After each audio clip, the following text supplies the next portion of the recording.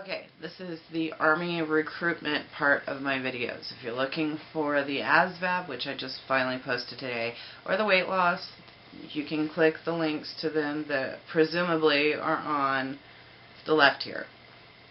Alright, first things first, go and talk to a recruiter. I talked to my recruiter last week on Tuesday. I initially called so that way I could just get some answers, and then they wanted me to come in and I had to explain to them that, look, I still have 84 pounds to lose. I don't want to waste your guys' time, and I don't want you guys to think that I'm wasting your time. They said, no, not at all, come in. And that's how I found out about the PT thing that they have to help you get you ready for basic training or just to help you lose weight so that you can go and get into the military. So, definitely go see a recruiter. Before you could go see a recruiter, though, I do recommend that you do your homework. What you want to do is you probably would want to go to the goarmy.com site and look through all the information that they have online there and generate questions from the information that you got there if you want to know more about it. Now, there's a few different ways that you can go and get information versus actually going and calling a recruiter, which I highly recommend, and setting up an appointment to see a recruiter, which I highly recommend. There is the chat that they hold on there at specific times.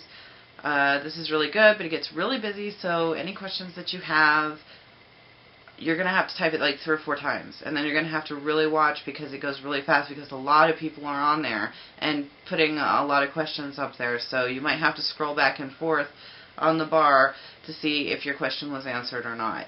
You might have to ask it 4 or 5 times because they do have so many people in there and they just try to get to you all, and it's really busy in there.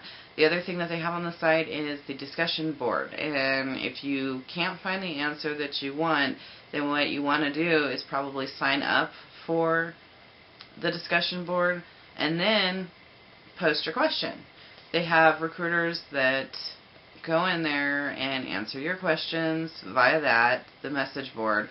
They also have soldiers that come in there and answer questions, and other Army hopefuls that come in there and answer questions too. Like if it's a question that they've already asked and they do know the answer to, they'll put it there. However, like I said, the best course of action you have is to go and actually talk to a recruiter. One thing I've heard that people have a problem with is that people are intimidated by recruiters. I can tell you already that that's not the case. Until you are in a uniform, until you are in ACUs 2 and you have a rank, do not be intimidated yet. Okay? Be straightforward, be honest. If you have questions that you want answered and you're not good at remembering the questions that you want to have answered, go ahead and write them down. If you have to take them out, that piece of paper that you wrote your questions down on, so that you can talk to the recruiter, and get all the information that you need, go ahead and do it. They're not going to go, oh, well, this person is silly because they pulled out a piece of paper. No, it shows that you're prepared. And that's what they want to see, is people that are prepared to take on this challenge.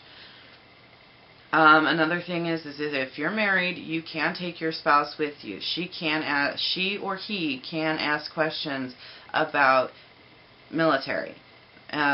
Ask as many questions as you want. The more informed you are, the better you can make a decision whether or not the Army is ready for you. Or actually, that you're ready for the Army. Kind of sorry. Just, wow.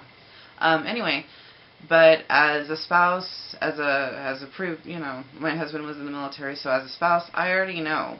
And he already knows. So that kind of gets that out of the way, so that's pretty good for us. But if you don't know anything about the military or anything like that, go and speak to a recruiter with your spouse. If she wants questions answered, go ahead and go in and speak to a recruiter with her or him. Okay. Another thing too is do not believe everything. Like, if your parents were in the military, don't go off of their experience in the military, because everybody's experience is different. My husband's was very different from his father's.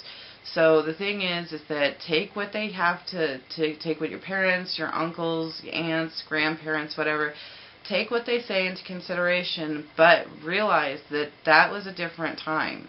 Okay, if they're still in and they have all this information for you, that's all well and good and everything like that. But is their experience going to be your experience in the Army? Probably not. So what you need to do is just do for yourself. Ask the questions. If you feel like you need help from somebody that's in the service, that's in your family, go ahead and ask them and see if they know. You know, take that information that you have after you've asked that question to the family member, back to the recruiter, let them know that this is what you know, and, you know, you guys can just collaborate and get things started. So, to recap, important things, go Army.com, go poke around there, chat room, go ask questions, discussion board, same thing, ask questions, get answers. If the question that you want to know has already been asked, do not feel silly about asking a question. Okay. 2, go see a recruiter. Very big must. You know, that's just something that you're going to have to do. If you feel intimidated about it, just take a couple deep breaths, walk into the office, okay? That's pretty much all I got for you right now, and if you have any questions or comments, please go ahead and post them down below, and I will get back to them as soon as possible. And I really hope that, you know, you do well if you go see a recruiter. So I will talk to you next week if I have any new information, okay?